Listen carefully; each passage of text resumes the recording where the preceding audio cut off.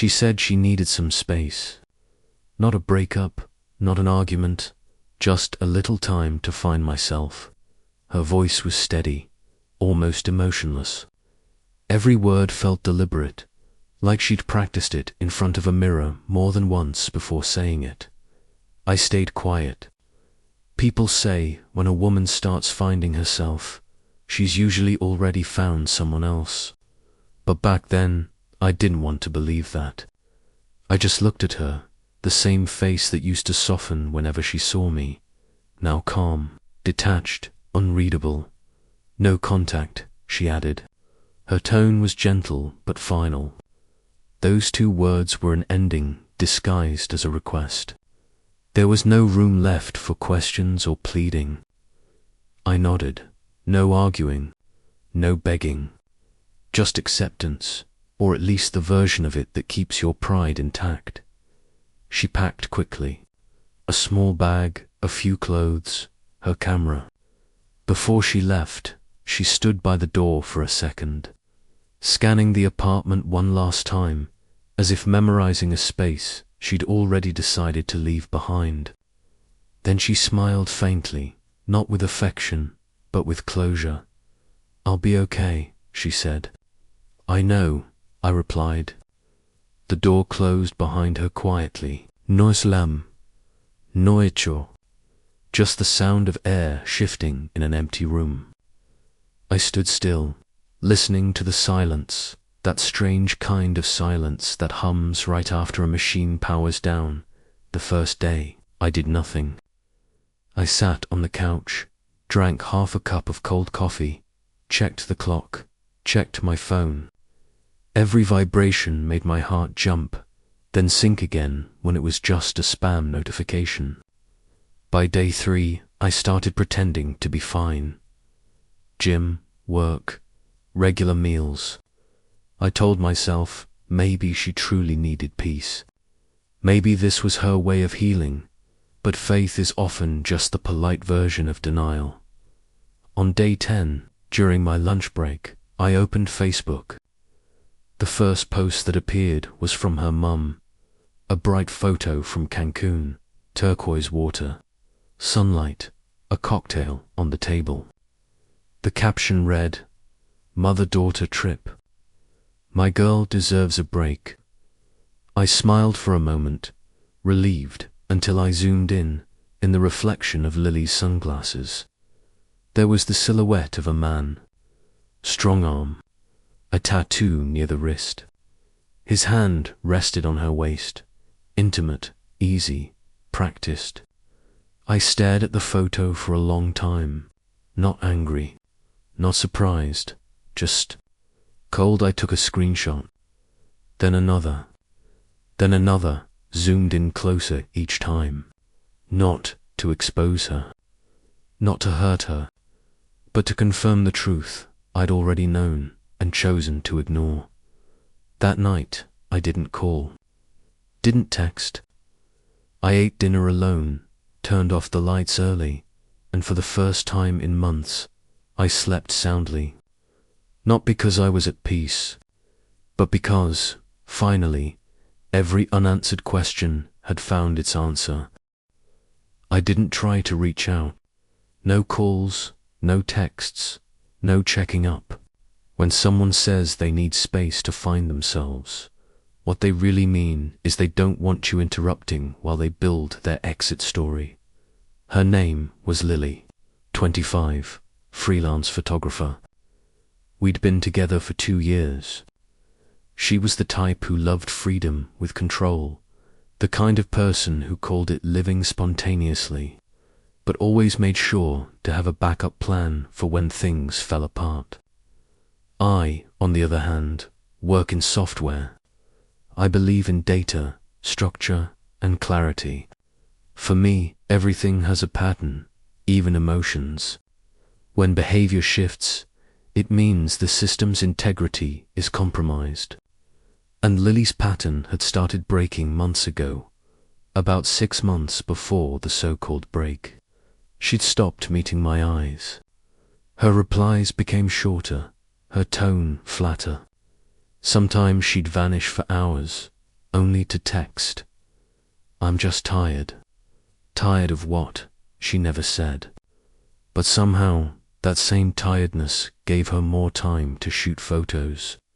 Go out and laugh again, just not with me. Her phone started getting new patterns. Sometimes, late at night, the screen would light up and go dark again in seconds, quick enough to hide a name. I didn't ask. I just watched. I've learned that if you give people enough freedom, they'll expose themselves naturally. Then one evening, she came over. No bag, no small talk. Just her camera. She sat on the couch, silent for a while, before finally saying, "I feel lost. I don't know who I am anymore." I looked at her and asked, "And you think the way to find yourself is by leaving the person who's walked halfway through life with you?" She didn't respond. She just repeated the line she'd prepared. "I need space. I need time. And I need you not to contact me." The best lies always contain some truth.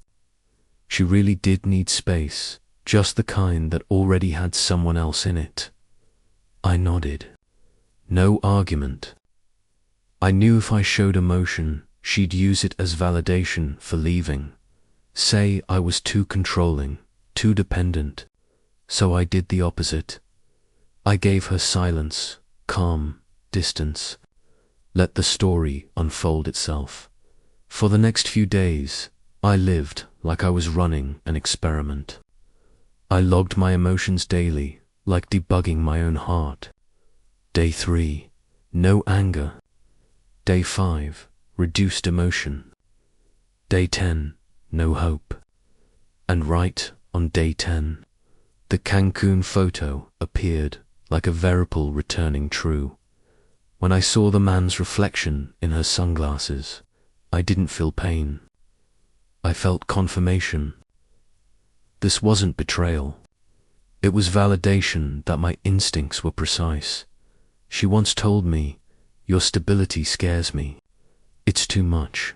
Now I understood. It wasn't stability that suffocated her. It was honesty. Because truth doesn't give her room to perform. When she said no contact, I didn't feel sad. I felt like a developer who finally locates the last bug in a program he's been testing for 2 years. No shock, no emotion, just a clean, quiet conclusion. I didn't find out by accident. I found out by observation. When she said no contact, I knew it was only a matter of time before something slipped. People can hide emotions, but they can't hide patterns. I opened the photo from Cancun again, the one her mum had posted. I zoomed in on every edge, every reflection in her sunglasses. The man beside her had a tattoo on his wrist, a small compass, fresh ink, the kind of design I'd seen before. 3 months earlier, Lily had posted an Instagram story of someone's wrist with the same tattoo, captioned, "Inspiration for my next project." Back then, I thought she was talking about art. Now I understood her inspiration. Was the man in that reflection. I wasn't angry. I wasn't even hurt. The feeling was logical. Every piece of data aligned perfectly. Every behavior matched the timeline, like lines of code running exactly as predicted. She changed her passwords. She avoided eye contact. She suddenly needed to find herself. The output, a trip with her creative inspiration to Cancun. Flawless, predictable, 0 error. That night, I didn't text her. I didn't call. I simply opened my laptop, created a new folder, and named it Reasons. Inside, I saved the screenshots, a few old messages, and one note. She didn't leave because she was tired.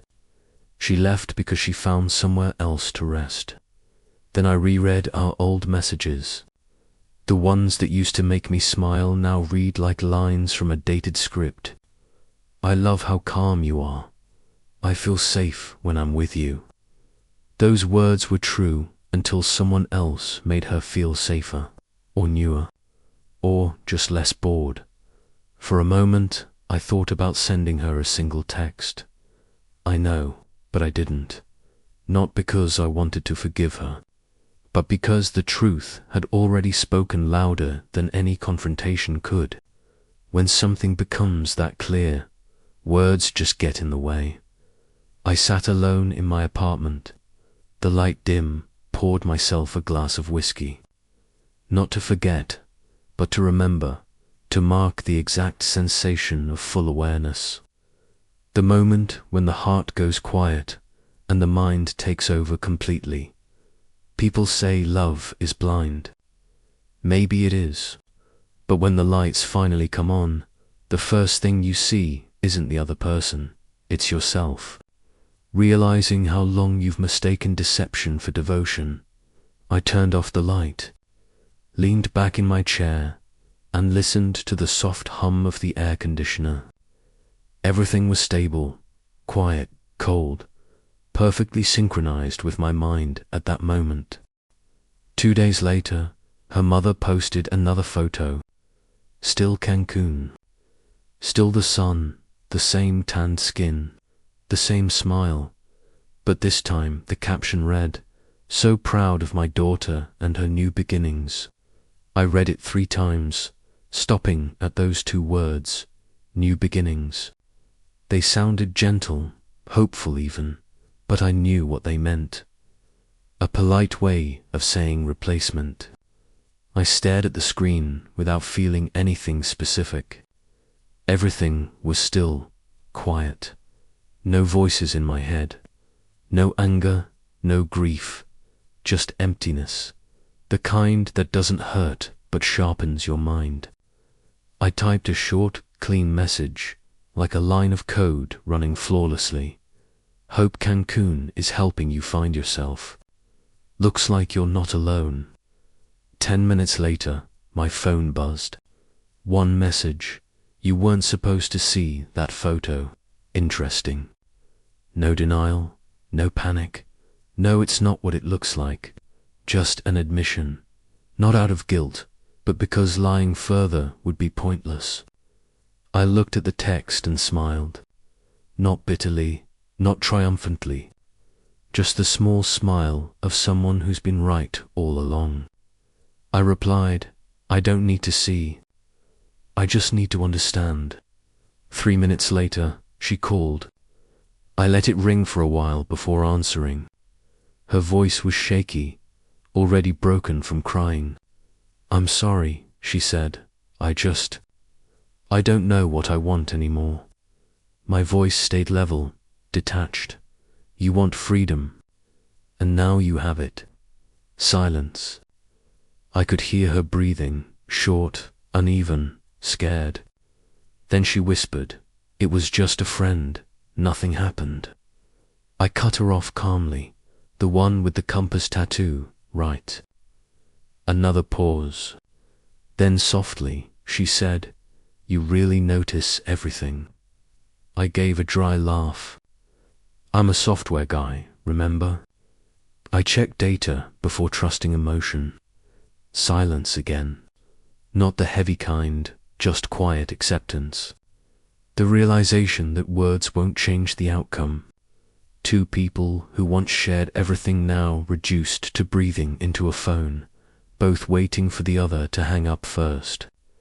I leaned back in my chair and said the last line I had for her. I'm not angry, Lily, just disappointed you performed it so poorly. Then I hung up. The room was dim, the faint glow of my phone screen washing my hand in pale light. A few minutes later, another text came in. I didn't mean to hurt you. I didn't reply. I set the phone down, leaned back, and stared at the ceiling. The truth was, I wasn't hurt. I was relieved. The kind of relief that comes when a test you already knew the answers to is finally over. She didn't betray me. She just confirmed what I already knew. And when the truth is that clear, anger only makes you look weak.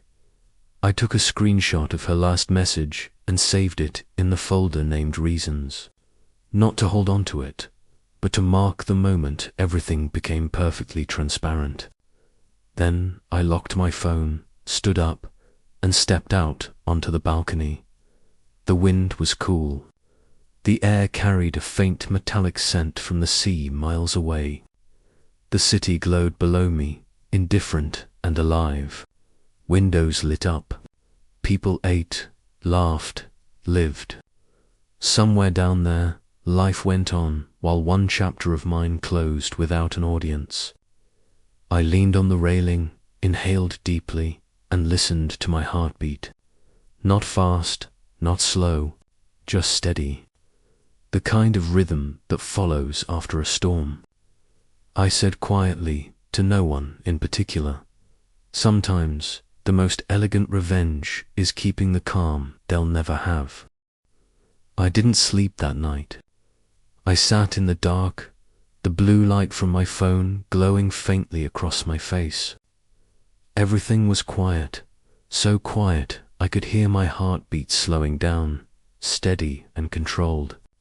I kept replaying her voice in my head, shaky, soft, but not out of regret. It was the tone of someone who'd just lost control. People like her, who are used to steering the narrative, don't fear being alone. They fear no longer having influence. And that's exactly what she had lost. The next morning, her mother called. Her voice was low, gentle, almost pleading. Son Lily's still young. She just made a small mistake. Please don't stay angry with her. I listened quietly until she stopped, then said calmly, I'm not angry. I just don't have a reason to believe anymore. And I hung up. It wasn't meant to sound deep, it was just a statement of fact. Some things, once broken, can't be repaired by apologies, no matter how soft the voice delivering them. That afternoon, I deleted every photo of Lily from my phone. Not because I wanted to forget, but because I no longer needed to remember. Every picture, every message, every little moment that once made me smile now felt like unnecessary data taking up storage. When the final confirmation popped up, this action cannot be undone, I stared at it for a few seconds, then pressed OK. 3 days later, she sent an email. It was long.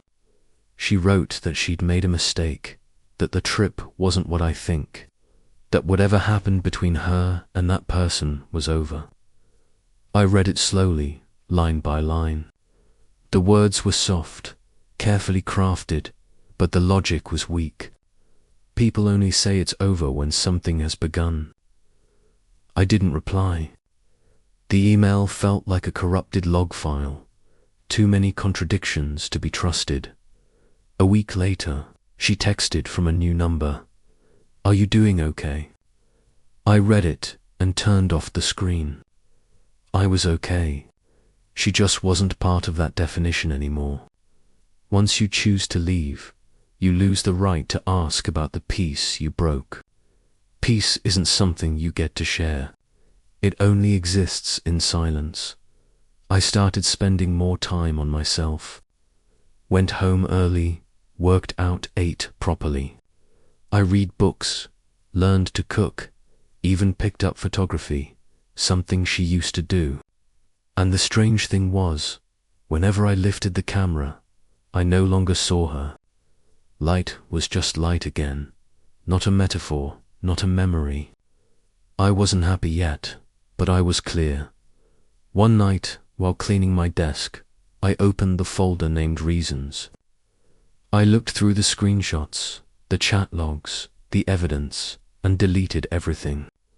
This time, it wasn't symbolic. It was practical. Keeping evidence of pain doesn't make you strong. It just extends the sentence. I pressed delete, closed the laptop, and let the darkness settle. I stepped onto the balcony, inhaled deeply. The night air was cold, clean. Down below, the city kept moving, cars passing, people laughing, life continuing as if nothing had happened. And that's the truth. Life never stops for anyone. The hardest part of being betrayed isn't the betrayal itself. It's realizing the other person was never as deep as you thought. But once you accept that, everything simplifies. No one can hurt you anymore. I leaned against the railing, watching the light spill down the street. My expression calm, steady. I told myself quietly, I won't try to forget. I'll remember, but without feeling. Because the moment you can remember without pain, you've truly moved on. And that night, I realized I already had. About a month later, I received a message from an unknown number. Can we talk? 5 plain words. No emoji, no punctuation, no tone, just a signal sent out to test for a reaction. I stared at the screen for a few seconds, then locked my phone. A minute later, another text appeared. You've changed, I smiled. Not bitterly, not fondly. Just the kind of quiet smile that comes when you realize everything has finally aligned. I didn't reply. There was nothing to say. The sentence sounded like an accusation, but in truth, it was just an observation. I had changed, but what she didn't understand was that she had been the catalyst. Back then, I lived through emotion. I thought calmness came from strength. Now I know true calm begins only when there's nothing left to lose. My silence wasn't revenge, it was proof. Proof that I'd stepped outside the loop, that endless cycle where people spin between love, suspicion, and pain. When you step far enough back, you start to see clearly. And clarity is something people who cause chaos can't stand to face. I still thought of her sometimes, usually late at night, when the city outside went quiet. But the memories had dulled. They weren't sharp anymore, just flat, smooth, like rereading an old report you once spent too much time writing. I didn't feel anger or affection, only acknowledgement, as if watching a movie where you already know the ending. I realized some people don't leave because they want to betray you. They leave because they're too shallow to stay. They can't handle the weight of something real because it demands honesty, and honesty leaves no room for performance. Lily was that kind of person. She needed admiration, attention, validation. But when she stood in front of someone who saw through her, stripped of the illusion, she panicked. Because truth doesn't come with stage lights. Truth is quiet, and in silence, performers become small. I began living systematically. Every morning I brewed coffee, opened my laptop, played soft music, and worked. Simple, clean, no drama. I didn't try to start over. I just continued. Some mornings, I'd catch myself wondering if she ever thought about me. But the thought would pass quickly, like steam fading off the cup, because it didn't matter anymore. The question itself had lost meaning. One evening, walking home, I passed by the old cafe we used to go to. The lights were still warm, the same corner table by the window still there. The only difference was me. I didn't stop. I walked right past, not a flicker of hesitation. That's when I understood. Some places aren't memories anymore, they're just coordinates. When emotion fades, memories become static data, and data can't hurt you. At home, I opened my laptop and found a folder named Reasons. I opened it, scrolled through the screenshots, the messages, the words that once burned holes in my chest. Then I selected everything and hit delete. No hesitation this time. When the message popped up, this action cannot be undone. I nodded. Exactly. Actions can't be undone. That's why people have to live with their choices. She chose to leave. I chose to end it. Nobody owes anyone. I closed the laptop and stepped out onto the balcony. The night wind was cool, carrying that faint metallic scent of the city.